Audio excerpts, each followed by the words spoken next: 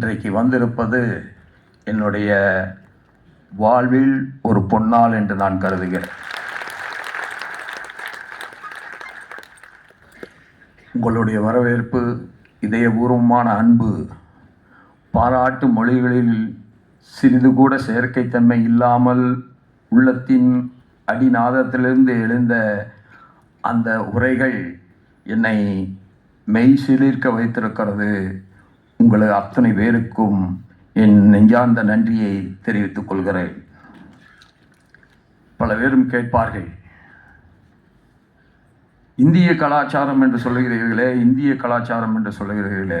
ஆம், அந்த இந்திய கலாச்சாரத்திற்கு அடித்தளமாக ஒரு கலாச்சாரம் இருக்கிறது என்று சொன்னால் அது தமிழகத்தினுடைய கலாச்சாரம் தான் ஒட்டுமொத்த இந்தியாவிற்குமே அடித்தளமாக இருக்கிறது. அதனால்தான் நம்முடைய பாரத பிரதமர் நரேந்திர மோடி அவர்கள் எங்கே சென்றாலும் தமிழின் பெருமையை, தமிழனின் பெருமையை உயர்த்தியே பேசுகிறார்கள். நான் 2 குஜராத்தி பெரிய தலைவர்களை உடைய உணர்வுகளை உங்களோடு பங்கிட விரும்புகிறேன். மகாத்மா காந்திஜி அவர்களிடத்திலே ஒரு முறை கேட்கிறார்கள், அடுத்த பிறவி ஒன்று இருந்தால் நீங்கள் எங்கே பிறக்க விரும்புகிறீர்கள் என்று கேட்கிறார்கள். உடனடியாக தயக்கமே இல்லாமல் மகாத்மா காந்திஜி அவர்கள் சொன்னது, நான் தமிழகத்திலே பிறக்க விரும்புகிறேன் என்று சொன்னார். அதேதான் நரேந்திர மோடி அவர்களும், எனக்கு தமிழ் தெரியவில்லை, மீண்டும் எனக்கு ஒரு பிறப்பு இருக்கும் என்று சொன்னால் நான் தமிழ் மண்ணிலே விழுந்து தமிழனாக பிறக்க வேண்டும் என்று சொன்னார். இதெல்லாம் எதனால் சாத்தியமாகிறது என்று சொன்னால், தமிழனுக்கே இருக்கின்ற அந்த மகத்தான விருந்தோம்பல் தான். வந்தாரை வாழ வைக்கின்ற, வந்தாரை அரவணைத்து அவனுடைய சிறப்புகளுக்கு மேலும் சிறப்பு சேர்க்கின்ற ஒரு மகத்தான குணம் உலகத்தில் ஒரு இனத்திற்கு உண்டு என்று சொன்னால் அது தமிழ் இனத்திற்குத்தான் உண்டு. இதைத்தான் நரேந்திர மோடி அவர்கள் ஐநாவின் மைய மண்டபத்தில் இருந்து உறக்கச் சொன்னார்கள். ஏதோ காரல் மார்க்ஸ் தான் முதலாக உலகம் ஒன்று என்று சொன்னவர் என்று யாரும் கருதி விடாதீர்கள். அதற்கு பல 1000 ஆண்டுகளுக்கு முன்பாகவே எங்கள் இந்திய நாட்டிலே இருந்து ஒரு தமிழ் புலவன் சொன்னான், யாதும் ஊரே யாவரும் கேளீர் என்று சொன்னான். இதெல்லாம் எதை காட்டுகிறது சொன்னால், அப்படி சொன்ன பிறகுதான் உலகம் உணர்ந்து கொண்டது. மோடிஜி அவர்களுடைய அந்த உரைக்கு பின்புதான் உலகம் உணர்ந்து கொண்டது. தமிழன் என்று சொல்லுவோன் உலகத்தின் மிகச்சிறந்த விருந்தோம்பலுக்கு சொந்தக்காரன், எல்லோரையும் தன்னுடைய சொந்தக்காரர்களாக நினைக்கின்ற பரந்த மனப்பான்மை கொண்டவன் என்பதை உலகம் புரிந்து கொண்டது. இங்கே உங்களோடு இருக்கின்ற இந்த நேரத்தில் என்னுடைய கடந்த காலங்களில் உங்களோடு உழைத்ததும், உங்களோடு இயக்கப் பணிகளிலே ஈடுபட்டதும், உங்களோடு சமூக பணிகளிலே ஈடுபட்டதும், சுனாமி வந்தபோது ஓடி ஓடி சென்று உழைத்ததும் பசுமையாக என் நெஞ்சத்திலே இருக்கிறது. ஒருவன் உயர வேண்டும் என்று சொன்னால் அவனுக்கு ஒன்றே ஒன்றுதான் வேண்டும் என்று நான் கருதுகிறேன். பகவத்கீதையிலே சொல்லி இருக்கிறவர்கள் அல்லவா, கிருஷ்ண பரமாத்மா சொல்கிறார், நீ உன்னுடைய கடமையை செய், பலனை எதிர்பார்க்காதே என்று சொல்லுகிறார். அதற்கு கருத்துக்களை சொல்வார்கள். இதெல்லாம் உட்கார்ந்து கொண்டு உழைப்பவனுடைய வியர்வையை உறிஞ்சுவதற்காக சொல்லப்பட்ட மொழிகள் என்று சொல்லுவான். உண்மை அதுவல்ல. உண்மை எது என்று கேட்டீர்கள் என்று சொன்னால், உழைக்கின்ற பொழுது அதற்கான பயனை எதிர்பார்த்து கொண்டு ஒருத்தன் உழைப்பான் என்று சொன்னால் அவனுடைய கவனம் சிதறிவிடும். வெற்றி என்பது தள்ளி போய்விடலாம் அல்லது தவறி போய்விடலாம். உழைக்கின்ற பொழுது எதையும் எதிர்பார்க்காமல் நீங்கள் உழைக்கின்ற பொழுது உங்களை தேடி வெற்றி இறைவனால் கொண்டு வந்து நிச்சயமாக சேர்க்கப்படும். உழைப்பவனுக்கும் நேர்மையாளனுக்கும் ஒரு உயர்வினை தரவில்லை என்று சொன்னால் கடவுளை நாம் எதற்காக கடவுள் என்று அழைக்க வேண்டும் என்று நினைத்து பாருங்கள்.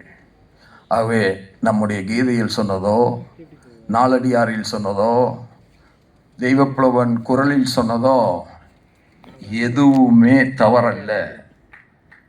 அவையெல்லாம் வாழ்க்கைக்கு தேவையானவை. அவளை நாம் உள்ளன்போடும் உண்மையான உணர்வோடும் பின்பற்றுவோம் என்று சொன்னால் வெற்றி சிறிது தள்ளி போகலாம், ஆனால் தவிர்க்க முடியாததாக உங்களை தேடி வரும் என்பதுதான் நான் உணர்ந்து கொண்டேன்.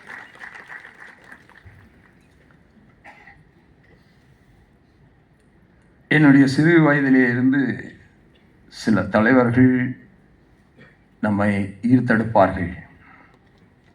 அப்படி நான் சிறுவனாக இருந்தபோது நேதாஜி சுபாஷ் சந்திர போஸினுடைய வாழ்க்கை வரலாற்றை படித்திருக்கிறேன். சர்தார் வல்லபாய் பட்டேலை பற்றி படித்திருக்கிறேன். ஆர்எஸ்எஸ்ஸிலே சேர்ந்த பின்புதான் டாக்டர் எட்கர் அவர்களுடைய தன்னலமற்ற உழைப்பையும் அவருக்கு சமூகத்தின் மேல் இருக்கின்ற மகத்தான அக்கறையையும் இந்த தேசத்தின் மேல் இருக்கின்ற அப்பழுக்கற்ற தேசபக்த உணர்வையும் புரிந்து கொண்டேன். அதே போலதான் லோக்நாயக் ஜெயபிரகாஷ் நாராயணன் அவர்கள் தன் வாழ்வில் எதையும் அவர் அனுபவிக்க வேண்டும் என்று நினைக்காத ஒரு மகத்தான தலைவர். திருமணம் செய்து கொண்டார்கள். ஆனால் காந்திஜிக்கு ஒரு உறுதிமொழியை தந்தார்கள். திருமண உறவில் நாங்கள் இருவரும் ஒருபோதும் விடமாட்டோம்.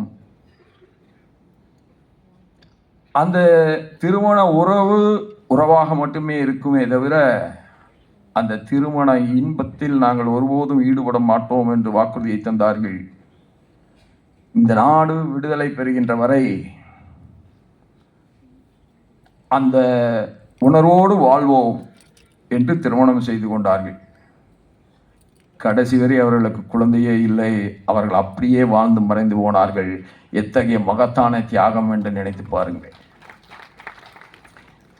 சும்மா கிடைக்கவில்லை சுதந்திரம். எல்லோருடைய உழைப்பும் எல்லோருடைய தியாகங்களும் சேர்ந்துதான் இன்றைக்கு இந்த பாரத தேசத்திற்கு சுதந்திரம் கிடைத்திருக்கிறது. எங்கே பிரிவினைவாத சக்திகள் தலை தூக்கினாலும் அதற்கு எதிராக நாம் எந்த சமூகத்தை சார்ந்தவராக இருந்தாலும், எந்த ஜாதியை சார்ந்தவராக இருந்தாலும், எந்த மொழி பேசுகின்றவர்களாக இருந்தாலும், கருப்பாக இருந்தாலும் சிவப்பாக இருந்தாலும் நாம் ஒன்றை நினைவிலே கொள்ள வேண்டும். இன்றைக்கு உலகம் முழுவதும் பாரதத்தை உற்று நோக்குகிறது என்று சொன்னால் இத்தனை மொழிகளுக்கு இடையிலும் ஒற்றுமையாக ஒரு நாடு இருக்க முடியும் என்பதை உலகம் உணர்ந்து கொண்ட ஒரே காரணத்தால் தான் நம்மை நோக்கி அவர்கள் உன்னிப்போடு கவனிக்கிறார்கள். பெல்ஜியம் எவ்வளவு ஒரு சின்னஞ்சிறிய நாடு. அந்த பெல்ஜிய நாட்டை 3ஆக பிரிக்க வேண்டும் என்று சொல்லுகிறார்கள். ஏன் என்று கேட்டால் 3 மொழி பேசுகிறவர்கள் அங்கே இருக்கிறார்கள்.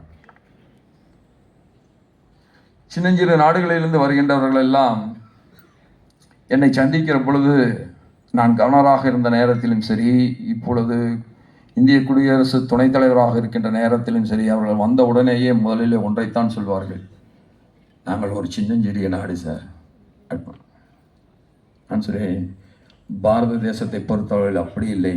சின்ன நாடாக இருந்தாலும் மிகப்பெரிய வல்லரசாக இருந்தாலும் நீங்கள் தர்மத்தின் பக்கம் நிற்கின்ற பொழுது நாங்கள் உங்களுக்கு நண்பர்கள் என்று சொல்கிறோம்.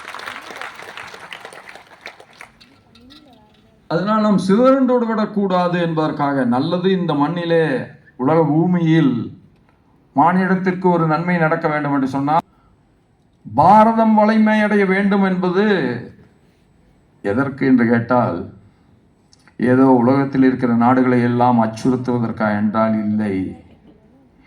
இனி ஒரு முறை உலகத்தில் எந்த நாடும் பாரத தேசத்தை அச்சுறுத்துவதற்கு கனவிலும் கூட நினைக்க கூடாது என்பதற்குத்தான் நாம் வலிமை மிகுந்த நாடாக மாற வேண்டும் என்று நினைக்கின்றோம். கடந்த 11 ஆண்டு காலம்